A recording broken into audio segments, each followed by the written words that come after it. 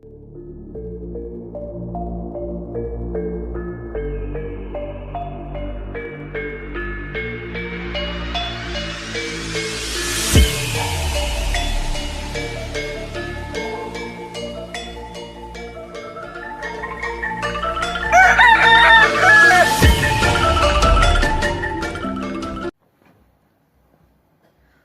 Swastiastu. Assalamualaikum warahmatullahi wabarakatuh. Salam Namo Buddhaya, salam kebajikan, rahayu, rahayu, rahayu. Perkenalkan, saya Ketut Sinta Trisna Dewi, SEMSC, dosen pegawai negeri sipil, jurusan akuntansi, Politeknik Negeri Bali.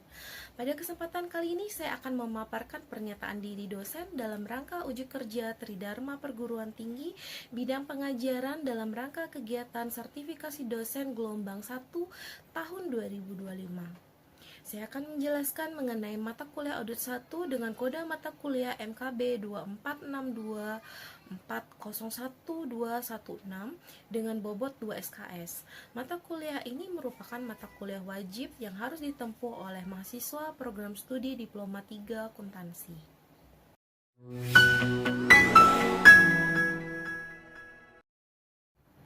Pada mata kuliah ini akan mengintegrasikan pengetahuan konsep-konsep proses audit sesuai dengan standar profesional akuntan publik atau SPAP, standar akuntansi keuangan atau SAK, dan peraturan-peraturan terkait yang berlaku, dan kemudian akan mengkomunikasikannya kepada pengguna laporan keuangan.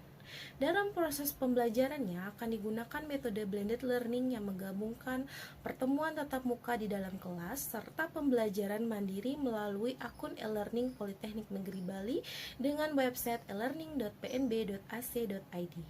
Representasi bahan ajar yang nanti akan diupload ke dalam website e-learning sehingga nanti mahasiswa atau peserta didik kuliah akan dapat selalu mengakses materi tersebut melalui jejaring internet.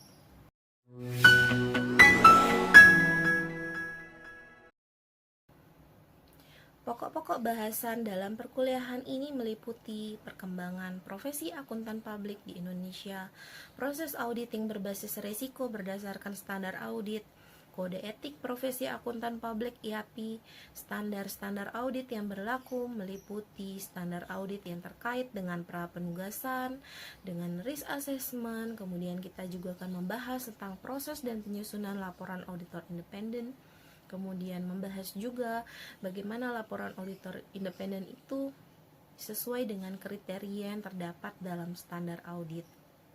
Di pertemuan setelah UTS, kita akan mempelajari tentang pengendalian internal entitas sesuai dengan standar audit, tingkat materialitas sesuai dengan standar audit, sampel audit berdasarkan standar audit juga, asersi entitas dalam proses audit, kemudian bagaimana kriteria bukti dalam proses audit, dan yang terakhir kita juga akan membahas tentang kertas kerja audit sesuai dengan standar audit menggunakan aplikasi Atlas, yaitu Audit Tools and Link Archive.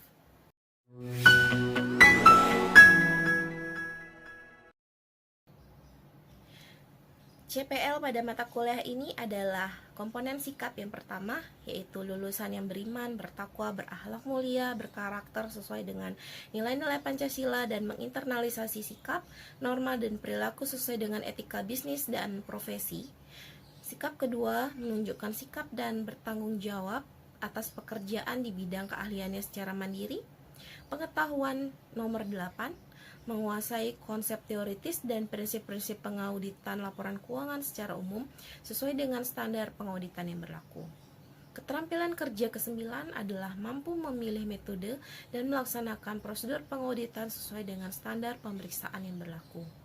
Keterampilan umum 2 adalah mampu menunjukkan kinerja bermutu dan terukur. Keterampilan umum ke-5 adalah mampu bekerja sama, berkomunikasi, dan berinovatif dalam pekerjaannya.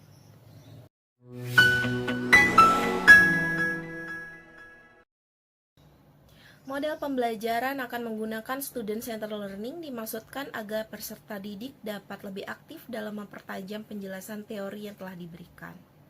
Metode pembelajaran akan menggunakan penyelenggaraan perkuliahan tatap muka yang dilakukan melalui metode ceramah, diskusi, maupun menggunakan small group discussion. Media pembelajaran dapat menggunakan RPS, PowerPoint, dan studi kasus yang dapat diunduh pada e-learning Politeknik Negeri Bali.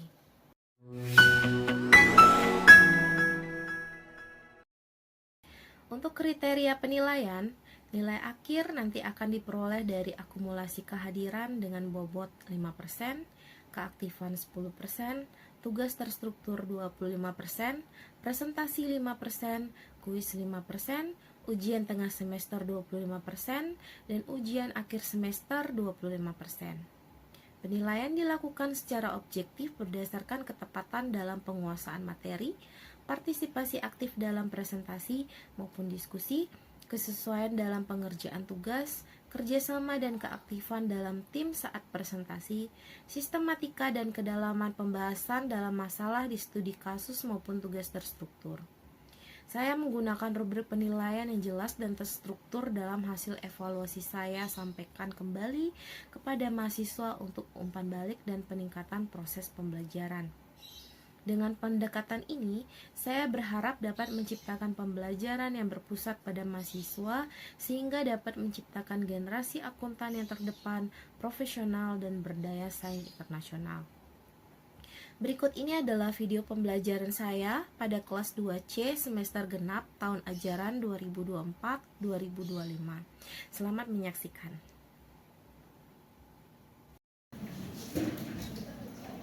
Oke, selamat siang adik-adik semuanya. Siang. Om Swastiastu. Om Swastiastu. Assalamualaikum warahmatullahi wabarakatuh. Salam namo buddhaya, salam kebajikan untuk kita semuanya. Rahayu, rahayu, rahayu. Selamat siang adik-adik. Hari ini kita sudah masuk ke pertemuan ke-15. Untuk pertemuan kita hari ini kita akan membahas tentang kertas kerja audit. Baik, sebelum kita mulai, saya mau melakukan absensi terlebih dahulu. Apakah ada yang tidak hadir untuk pertemuan hari ini? Hadir semua ya. Baik, nanti saya akan rekam di Sion, di e-learning, bahwa hari ini semuanya sudah hadir ya. Berarti tidak ada yang absen. Baik, seperti biasanya sebelum memulai perkuliahan ada baiknya kita berdoa terlebih dahulu. Saya persilakan untuk Korti memulai berdoa.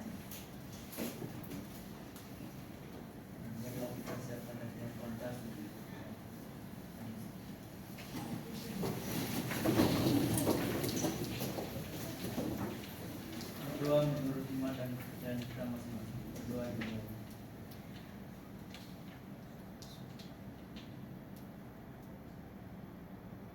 Berdoa selesai.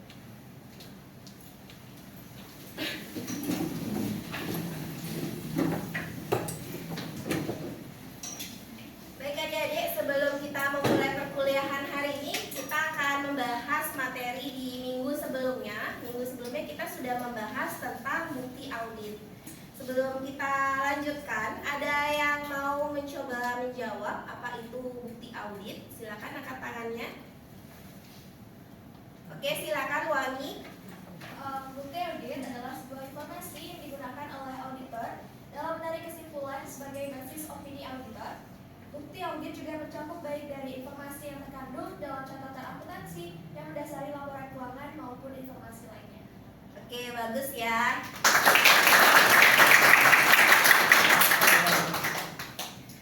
Ya, jadi bukti audit segala informasi yang dikumpulkan oleh auditor dalam mendukung opini yang akan dibuat oleh auditor tersebut.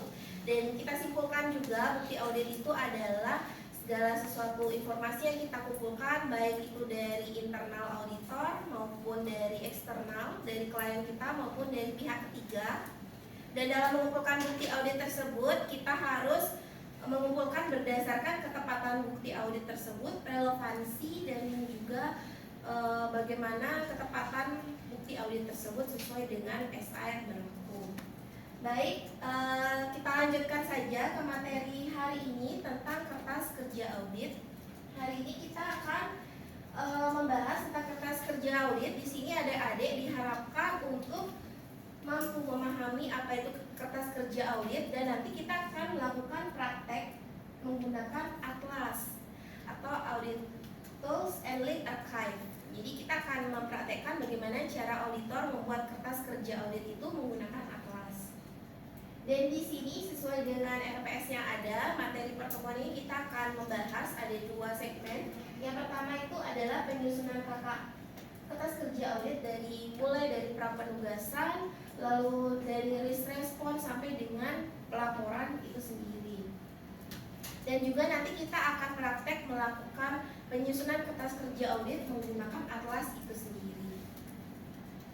Baik, sebelum kita mulai, saya ada satu hal yang akan kita diskusikan hari ini. Yang pertama, kira-kira apa manfaat auditor dalam menyusun kertas kerja audit? Silakan, mungkin ada yang mau mencoba menjawab. Oke, Dirga.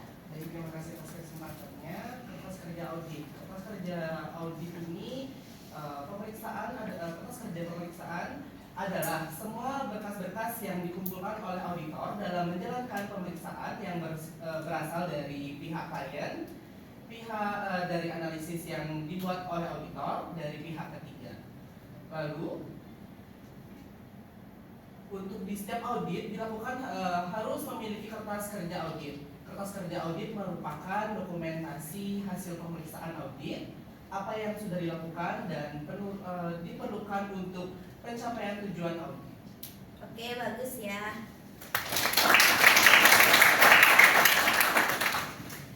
Baik, jadi kertas kerja audit itu setiap auditor wajib memiliki yang namanya kertas kerja audit, karena ada pepatah yang menyebutkan no documentation, no work done. Di mana artinya ketika auditor melakukan pemeriksaan audit, ketika dia tidak memiliki bukti atas hasil kerjanya tersebut berupa kertas kerja audit, berarti audit tersebut belum selesai dilaksanakan.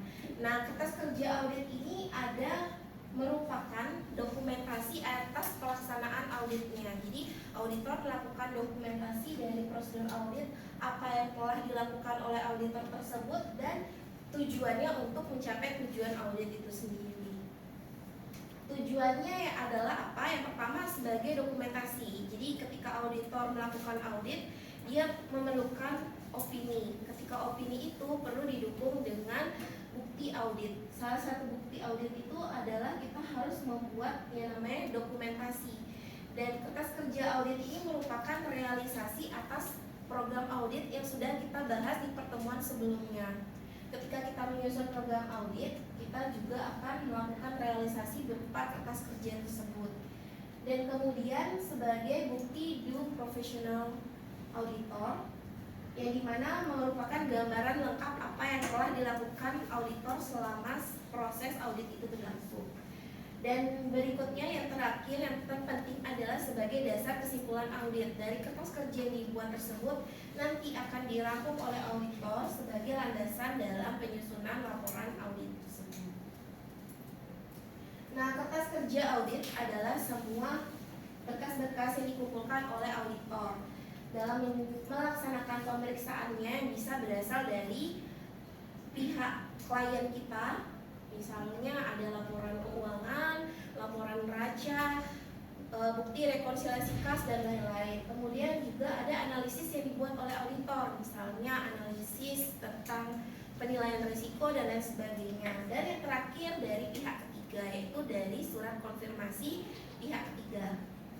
Nah, ini adalah contoh berkas yang kita dapat dari klien kita. Ada banyak ya adik-adik. Jadi dokumentasi yang semua kita kumpulkan dari klien kita dapat kita jadikan sebagai kertas kerja kita, misalnya neraca saldo, rekonsiliasi bank, dan seterusnya.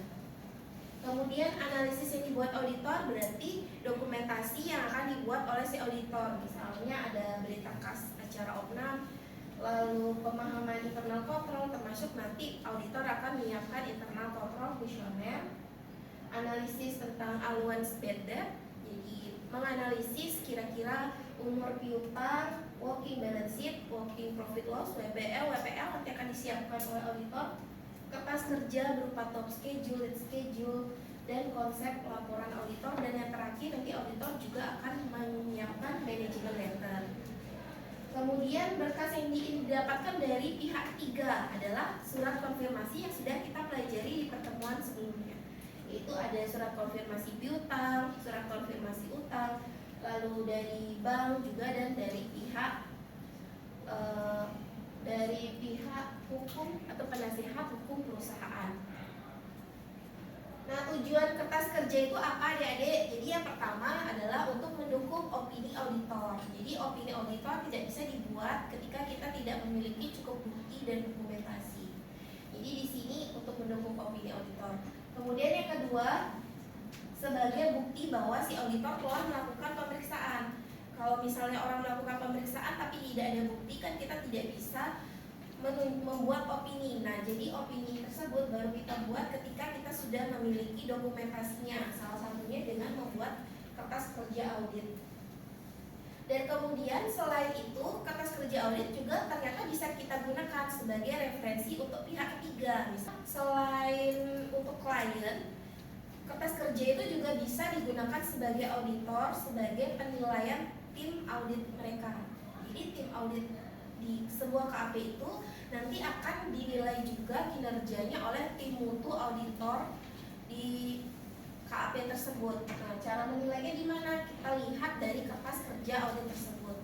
Dari kertas kerja audit nanti akan dinilai apakah tim mereka sudah bisa bekerja sesuai dengan prosedur audit dan perencanaan audit yang dilaksanakan. Dan yang terakhir, bisa juga kita gunakan kertas kerja tersebut sebagai pegangan untuk audit tahun berikutnya. Misalnya saja klien kita nanti akan melakukan audit ulang dengan kita, misalnya tahun 2023 telah kita audit, dan 2024 klien itu minta kita audit lagi, bisa kita gunakan sebagai referensi untuk tahun yang berjalan. Dari kertas kerja ini juga bisa kita bagi lagi menjadi 3 ya. Nanti ketika adik-adik misalnya bekerja sebagai auditor, nanti kertas kerja itu kita klasifikasi lagi menjadi 3. Ada berkas tahun berjalan atau kita sebut dengan current file, kertas bekerja permanen kita sebut dengan permanent file, dan yang terakhir berkas surat menyurat corresponding file. Tujuannya apa kita pisahkan adalah ketika misalnya tahun depan kita mengaudit kembali klien tersebut, nanti kita tinggal mengambil berkas permanent file ini saja. Tidak perlu kita membuka keseluruhan kertas kerja, karena berkas kerja yang bisa kita gunakan sudah kita kumpulkan jadi satu berkas permanent file. Kemudian kita lanjut, kriteria dalam pembuatan kertas kerja audit yang baik itu seperti apa? Nah, ketika membuat kertas kerja itu kita harus membuat yang baik. Salah satu caranya yaitu misalnya kertas kerja itu harus memiliki tujuan, harus ada tujuan auditnya. Kemudian di kertas kerja juga harus ada prosedur auditnya. Jadi ada langkah-langkah yang nanti adik-adik harus masukkan ke dalam kertas kerja tersebut. Nah, kertas kerja yang baik juga harus dilakukan indeks. Nanti kita akan lihat contohnya ya. Mungkin ketika kita menggunakan atlas, indeks itu contohnya seperti apa. Kemudian kertas kerja juga nanti harus diparaf oleh yang membuat dan yang mereview. Kertas kerja itu ketika sudah selesai kita akan tanda tangani. Setelah selesai nanti akan direview oleh atasan kita. Itu harus lengkap ditandatangani. Kertas kerja pemeriksaan itu adalah milik akuntan publik ya, bukan milik klien kita. Jadi kertas kerja audit itu dimiliki oleh klien dan tentunya juga harus disimpan oleh KAP minimal 5 tahun. Mungkin sampai di sini adik-adik ada yang mau bertanya terlebih dahulu? Tidak ada ya. Kalau tidak ada, kita akan lanjutkan ke materi berikutnya tentang atlas. Nah, tentang atlas ini adik-adik ada yang sudah mengetahui? Belum ya? Oke, jadi karena belum, kita akan bahas apa itu atlas terlebih dahulu. Atlas ini adalah kertas kerja pemeriksaan yang dibuat oleh IAPI. IAPI bekerja sama dengan P2PK dari Kementerian Keuangan. Jadi dua institusi ini bekerja sama untuk membuat satu buah aplikasi audit yang membantu KAP-KAP di Indonesia dalam membuat kertas kerja pemeriksaannya. Jadi kertas kerja audit ini digunakan untuk apa? Membantu si auditor untuk membuat kertas kerja pemeriksaan yang diharapkan itu dapat seragam dari Sabang sampai Merauke. Oleh karena itu sudah dibuatkan template-nya oleh IAPI dan P2PK. Baik. Jadi kita langsung saja ya praktek mengisi informasi awal dari Atlas ini sendiri. Jadi materi sudah bisa adik-adik download di e-learning. Silakan adik-adik buka aplikasi Atlasnya. Ada yang belum bisa membuka Atlasnya? Ya.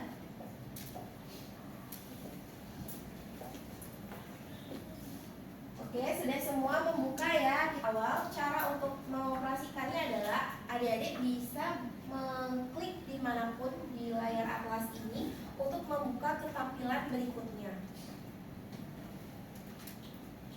Kita klik. Nah, nanti yang halaman yang akan kita munculkan adalah informasi status KKP. Silakan dibuka, diklik gambar rumah ini. Kita akan masuk ke tampilan beranda. Nah, ini adalah tampilan beranda dari Atlas. Apakah ada yang belum bisa membuka Atlas ini?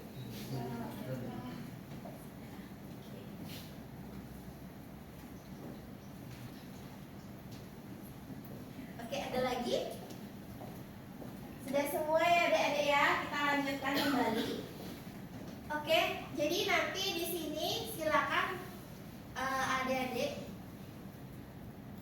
bisa lihat juga di sini ya, ada tombol audit cycle dan konten. Nanti untuk indexing itu seperti apa? Adik-adik bisa lihat di tombol konten, bisa diklik kembali. Nah, ini adalah bentuk indexing dari kertas kerja audit. Jadi kertas kerja itu kita lakukan indeks seperti ini. Jadi masing-masing tahapan audit mulai dari pre-engagement, risk assessment, risk respon, kemudian reporting dan general itu ada indeksnya di sini. Bisa adik-adik lihat indeksnya dan nama kertas kerja yang akan kita buat nanti. Kemudian kita kembali lagi ke tombol beranda tadi, ada juga audit cycle. Nah, di sini bisa adik-adik lihat siklus auditnya.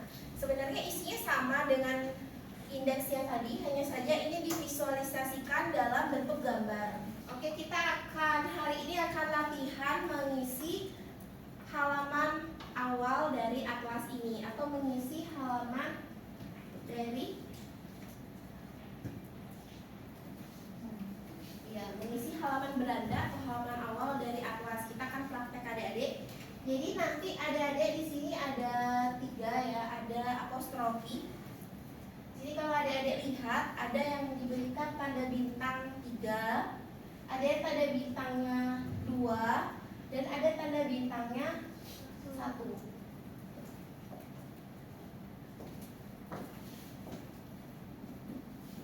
Nah, ada apostrofi 1. Apostrofi 1 ini adalah adik-adik tidak bisa menginputkan data di sana.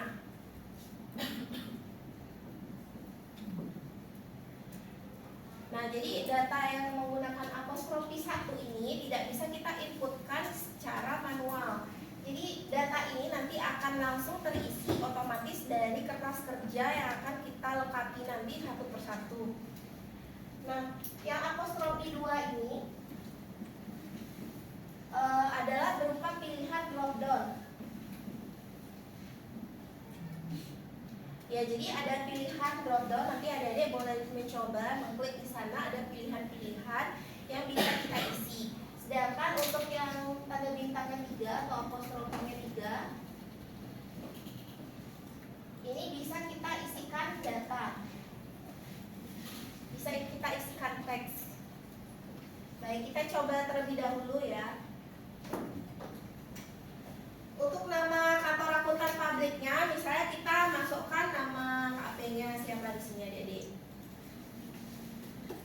Misalnya kita masukkan KAP-nya Dirga ya, KAP-nya Dirga dan rekan.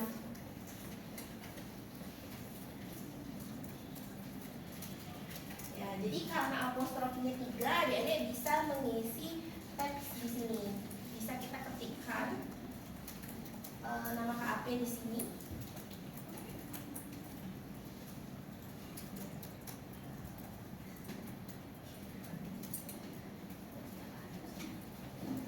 Nah, kemudian berikutnya kita bisa mengisi nama akuntan pabrik.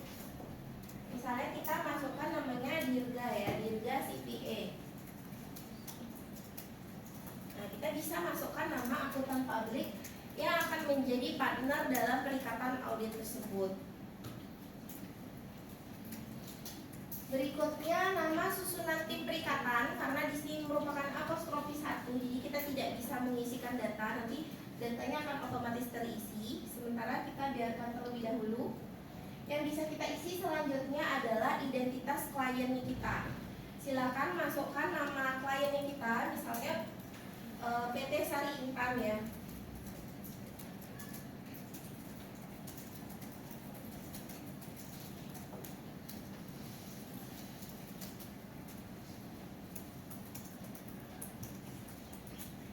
Kemudian alamat klien, kita bisa masukkan nama alamat klien kita. Misalnya dia beralamat di Jalan Bukit Jimbaran. Nah, kalau sudah, kita setelah memasukkan alamat, kita akan memasukkan nomor telepon atau nomor handphone dari klien kita. Silakan masukkan nomor handphone klien kita. Dan nama nomor NPWP ya, nomor NPWP juga kita masukkan. Berarti nanti ketika adik-adik mengaudit, adik-adik harus meminta nomor NPWP dari klien kita. Setelah kita minta, kita masukkan nomor NPWP-nya di sini. Setelah memasukkan nomor NPWP, kita akan memasukkan sektor usaha klien. Karena ini dia berupa apostrofi 2, jadi nanti ada pilihan drop down. Adik-adik boleh pilih kira-kira sektor usaha klien kita itu apa. Silahkan diklik. Misalnya klien kita itu bergerak dalam sektor perdagangan dan jasa. Dan kemudian nanti akan ada standar akuntansi dari klien kita, standar EPA. Bagaimana? Ada yang belum? Udah ya. Oke, baik. Kemudian nanti untuk selanjutnya kita akan mengisi kertas kerjanya ini ya. Jadi nanti kurang lebih sama seperti ini. Jadi nanti kita tinggal mengisi tentang kertas kerja. Di sini ada di konten.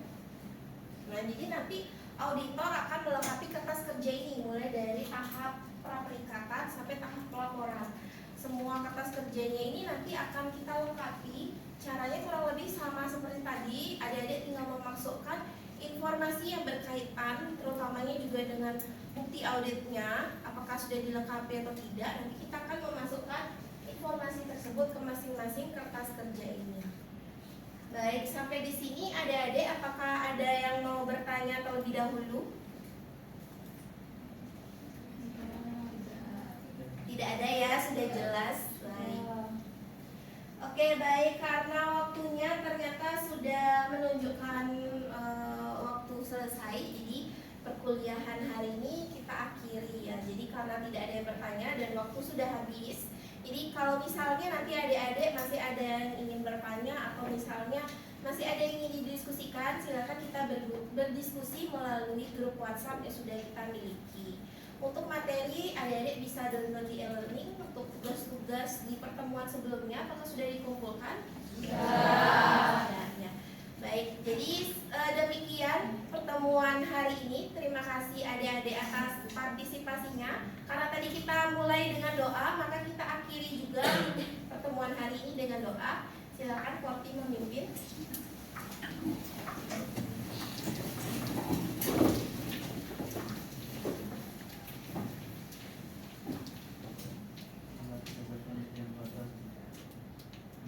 Iman dan kepercayaan kita masing-masing. Berdoa dimulai. Berdoa selesai.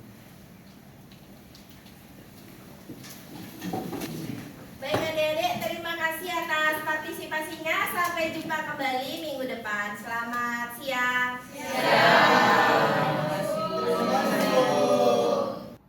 Demikian video pembelajaran ini digunakan sebagai salah satu syarat penyusunan dokumen pernyataan diri dosen dalam unjuk kerja Tridharma Perguruan Tinggi atau PDD UKT TPT.